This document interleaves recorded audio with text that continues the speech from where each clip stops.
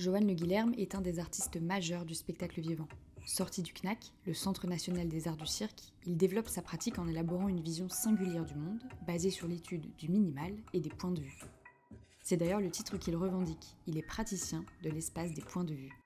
Voir une pièce de Johan Le Guilherme, c'est une plongée dans l'inconnu, et si vous n'avez jamais tenté l'aventure, il est encore temps.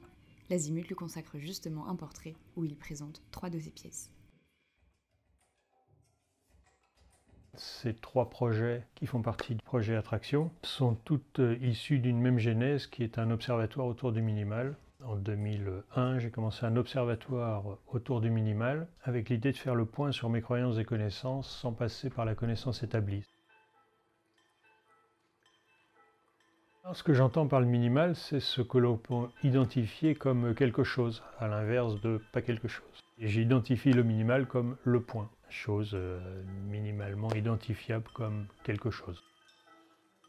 Le point de départ de ces recherches, c'est justement cet observatoire autour du minimal avec l'idée de, si j'arrive à comprendre de quoi il ne fait pas grand-chose, je retrouverai forcément ce minimal dans n'importe quelle chose plus complexe et qu'à partir de là, ça pourrait m'aider à mieux comprendre le monde qui m'entoure, qui semble complexe, mais qui a un commun, qui est le minimal. L'observatoire autour du minimal, que j'appelle le pas grand-chose, finalement, c'est devenu aussi une sorte de conférence-spectacle où je raconte l'histoire de mes recherches. Je vais vous présenter quelques chantiers rencontrés sur ce chemin de l'observatoire autour du point. En regardant ce point, je fis la rencontre des mathématiques, des géométries, des topographies, des philosophies, des patatis, des patatas et de tout et n'importe quoi. Ce que je crois m'empêcherait de croire à quelque chose qui se trouverait caché derrière ma croyance. Alors TERS, c'est une sorte de laboratoire à vue où je fais des démonstrations de techniques, d'objets. Je montre des choses vraiment issues de cet observatoire sur la piste.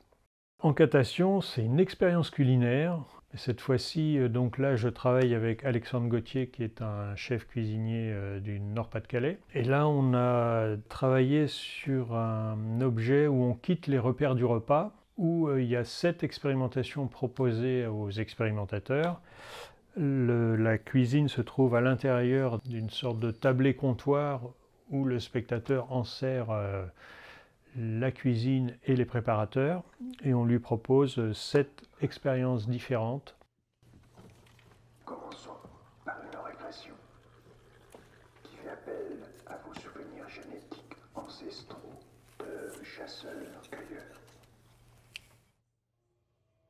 Je me suis détaché des pratiques minoritaires traditionnelles, donc celles que j'ai pu apprendre, celles que l'on identifie aujourd'hui comme circassiennes, pour aller plutôt dans une direction de création de pratiques minoritaires non traditionnelles.